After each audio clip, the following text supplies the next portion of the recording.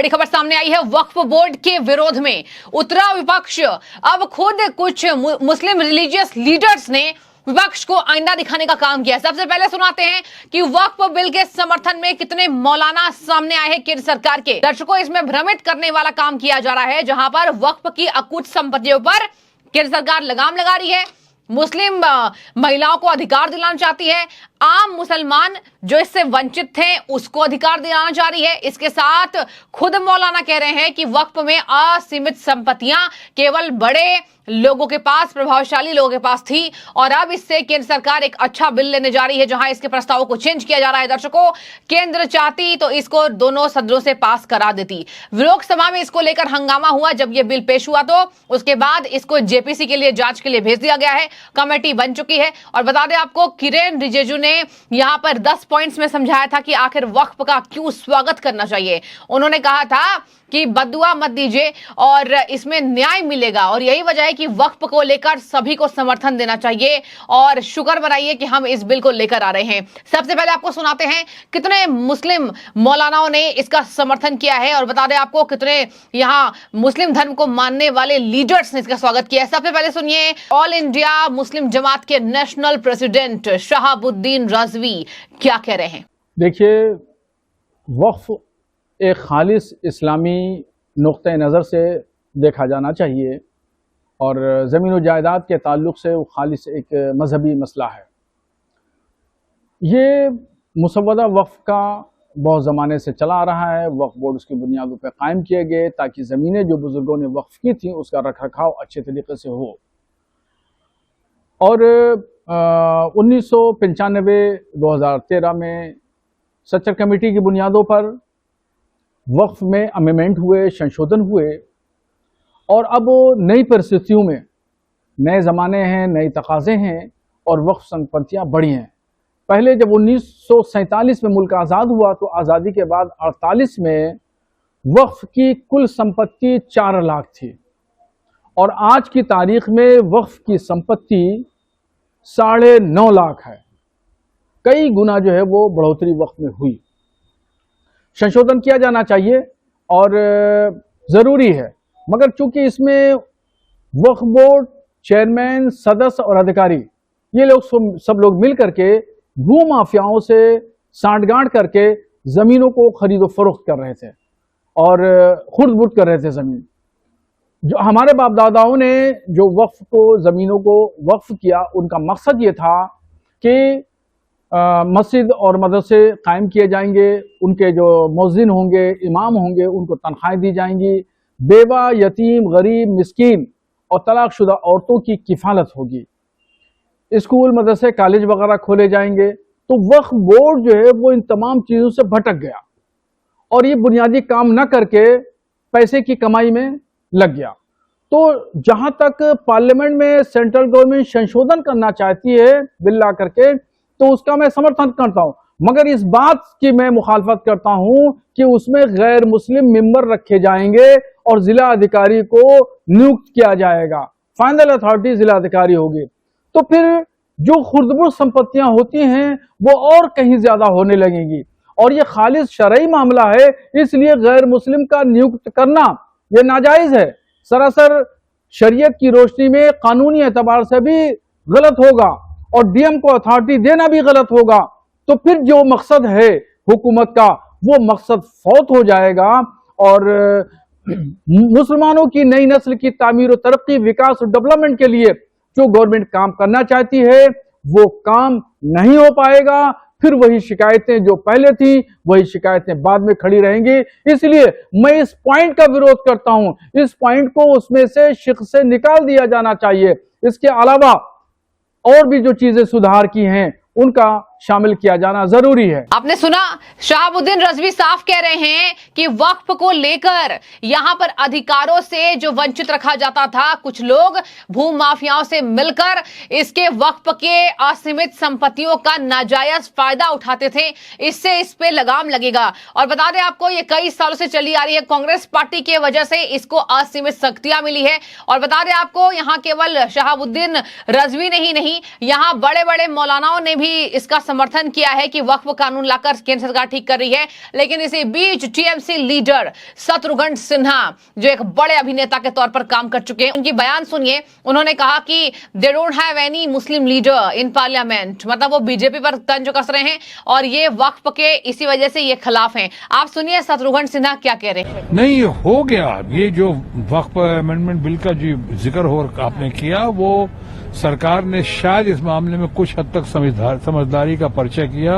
उन्होंने महसूस हुआ कि इसकी सेलिंग आसान नहीं होगी, ये बहुत ही मुश्किल होगा काम, क्योंकि बहुतों का मानना है कि जो भारतीय जनता पार्टी के हमारे फ्रेंड्स जो बातें कर रहे थे और माइनॉरिटीज के लिए इतना दर्द जाहिर कर रहे थे कि हम उनके भले के लिए कर रहे हैं, जबकि उनके पास माइनॉरिटीज के नाम पर और खासकर मुस्लिम समुदाय के नाम पे एक भी एमपी नहीं है, एक भी कोई प्रवक्ता, 1% भी कोई प्रवक्ता, वक्ता, अधिवक्ता, नेता, कोई भी इनके पास 1% भी नहीं है। उसके बाद ये बिल लेकर आए, कोशिश की, और उसमें ऐसा लगा कि ये बिल बहुतों की नजरों में ये इंक्रोचर्स के लिए या लैंड ग्रैबर्स के लिए ज्यादा सहायक सिद्ध होगा। ऐसी क्या जल्दी थी और ऐसा कौन सा वक्त था जो अभी आपने रेल भेल सेल के बाद अब वक्फ बोर्ड की जमीन को भी उनकी नजरों में हथियाने का काम कर रहे हैं, आपने अधीन करने का काम कर रहे हैं, और उसके जो रखेंगे उसमें मुस्लिम मेंबर्स भी हैं और नॉन मुस्लिम मेंबर्स भी। क्यों अयोध्या वाले में आपने कोई नॉन मुस्लिम कोई मुस्लिम मेंबर रखा है क्या? तो ये सब बातें देखने के बाद ऐसा लग रहा था कि ये सेलिंग आसान नहीं होगी, इसलिए समझदारी का कुछ हद तक समझदारी का ऐसे मौके पे सरकार ने खुद ही कर दिया कि सेकंड थॉट के बाद जो पहला थॉट होना चाहिए था उसको ज्वाइंट पार्लियामेंट्री कमेटी में भेज दिया। अब बहरहाल अब इसकी चर्चा के बाद, गहन चर्चा के बाद जब भी ये बिल आएगा उस वक्त देखा जाएगा। मैं समझता हूं हंगामा बहुत होगा और इतना आसान नहीं होगा, क्योंकि लोगों का मानना है, जैसे मैंने शुरू में कहा, कि कितने सारे चीजों को बेचने के बाद अब जो है नजर लगी है वक्फ बोर्ड पे, ऐसा लोगों का मानना है। इसलिए जब आएगा, अब तो कब आता है तब देखा जाएगा। इसके साथ सुन लीजिए, यहां पर शत्रुघ्न सिन्हा ने भले ही यहां विपक्ष का साथ देने की कोशिश की हो, लेकिन इसी बीच एक और मौलाना ने यहां पर वक्फ का समर्थन किया है, जो बिल में प्रस्ताव में जो बदलाव लाए जा रहे हैं। उनके बयान जरा सुनिए। वक्फ अधिनियम 1995 को लेकर जिस तरह से केंद्र सरकार 40 संशोधन के साथ में बिल पेश कर रही है, तो ये सरकार का एक सराहनीय कदम है और हम इसके लिए बहुत शुक्रगुजार हैं, क्योंकि इस बिल के ज़रिए से महिलाओं को अधिकार मिलेंगे और जो कमज़ोर वर्ग के लोगों के अधिकार वक्फ संपत्तियों में थे वो अधिकार सुरक्षित होंगे। दूसरी तरफ जो नाजायज़ संपत्तियां नाजायज़ तौर पर वक्फ बोर्ड धारा 40 के तहत अपने अंडर में ले लेता था उस पावर के साथ में, तो वो पावर ख़त्म होगी और वो जो हराम माल आकर के आता था उस माल को रोका जाएगा और उन लोगों को भी न्याय मिलेगा जिन लोगों की संपत्तियां एक दबंगाई के बल पर चली जाती थीं और वक्फ बोर्ड छीन लेता था। और दूसरी तरफ धारा 40 के तहत ऐसे संपत्तियां जो जिनके गरीबों के कमज़ोर वर्ग के लोगों के अधिकार उसमें थे, उन संपत्तियों को भी धारा 40 का लाभ लेते हुए वक्फ बोर्ड ने माफियाओं को दे दिया। तो ये बहुत ही ज़्यादा गलत तरीके से दुरुपयोग किया गया धारा 40 का वक्फ बोर्ड के ज़रिए।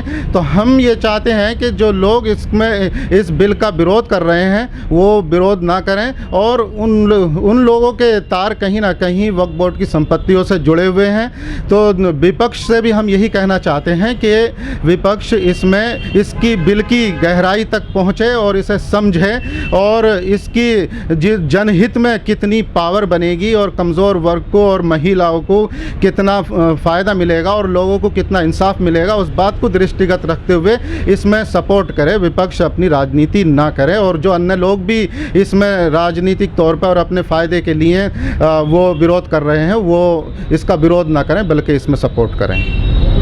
तो यहाँ पर इफ इब्राहिम चौधरी भी कह रहे हैं कि वक्फ लाकर केंद्र सरकार ने एक सही निर्णय किया है। दर्शकों, ऐसा तो होगा नहीं कि मुस्लिम समाज में, पूरे मुस्लिम समाज में वक्फ के बदलाव को लेकर गुस्सा है। जाहिर सी बात है, एब्सोल्युटली नो। इसका एक ही आंसर है, एब्सोल्युटली नो। यहां पर कोई जरूरत नहीं है कि सभी ने वक्फ का समर्थन किया है कि वक्फ बोर्ड होना चाहिए, असीमित संपत्तियों पर लगाम नहीं लगाना चाहिए। यहां पर इन मौलानाओं ने साफ कह दिया है, बिना किसी गलत विचारधारा के इन मौलानाओं ने साफ कहा कि इससे अकुत संपत्ति पर लगाम लगेगा। दर्शकों, वक्फ को लेकर सदन में इतना हंगामा हुआ, सभी ने बोला, ओवैसी बीच में आए। ओवैसी ने कहा कि मुसलमानों के विरोध में है सरकार। इसके साथ ही वहां बड़े बड़े केंद्रीय मंत्रियों ने ओवैसी जैसे नेताओं को लगाम लगाने की कोशिश की और कहा कि आप दिखा दीजिए कहां ये संविधान में लिखा हुआ है। वक्फ कभी संविधान में था नहीं, इसको जबरदस्ती देश के ऊपर थोपा गया है और इसके साथ अब ये जमीन हमारी, वो भी जमीन हमारी, ये वक्फ बोर्ड के जो यहां संरक्षक है वो नहीं कर पाएंगे। दर्शकों, यहां पर बता दें आपको, ओम बिरला ने सवाल उठाया था कि इस पर डिवीजन कैसे बनता है। ओवैसी ने कहा कि हम तो शुरू से ही इस पर डिवीजन की मांग कर रहे हैं। किरेन रिजिजू ने कहा था कि हम भागने वाले नहीं हैं। उन्होंने विधेयक पेश करते हुए कहा कि इस बिल को यहां से पास कर दीजिए, इसके बाद इसमें जो भी स्क्रूटनी करनी हो हम तैयार हैं। ये बिल बनाकर आप जेपीसी को भेज दीजिए, हम हर दल के सदस्य उस कमेटी में हो। पर असल सवाल ये उठता है कि क्या विपक्ष के विरोध के आगे सरकार ने हार मान ली है? लेकिन दर्शकों, सरकार ने हार नहीं मानी है। सरकार पूरी तरीके से कोशिश कर रही है कि वक्फ के प्रस्तावों को दोनों सदनों में आसानी से पास किया जा सके, जिसके बाद ये अमेंडमेंट आए। और ये केंद्र सरकार का एक बड़ा मास्टर स्ट्रोक इसलिए है क्योंकि इसमें मुसलमानों के अधिकार का संरक्षण होगा। अब यहां भड़काने की कोशिश विपक्ष के नेता कर रहे हैं कि मुसलमानों के अधिकार का संरक्षण केंद्र सरकार नहीं, जबकि अधिकार हनन करना चाहती है। और उसी पर केंद्र के तमाम नेताओं ने बड़े बड़े बयान देकर के विपक्ष के यहां पर मंसूबे का भांडाफोड़ किया था। अब देखने वाली बात होगी, यहां पर अब बीजेपी ट्रायल कर रही है, जेपीसी में खुलासा हो जाएगा कि आखिर वक्फ को लेकर सभी सदस्यों की क्या राय, आम सहमति बन पाई है। देखने वाली बात होगी, लेकिन फिलहाल इसको लेकर घमासान मचा हुआ है। आपकी जो राय है जरूर रखिएगा। लेकिन इन मौलानाओं ने वक्फ का समर्थन करके तहलका मचा दिया है, विपक्ष की बोलती बंद कर दी है। जो भी आपकी राय हो जरूर रखिएगा। शुक्रिया।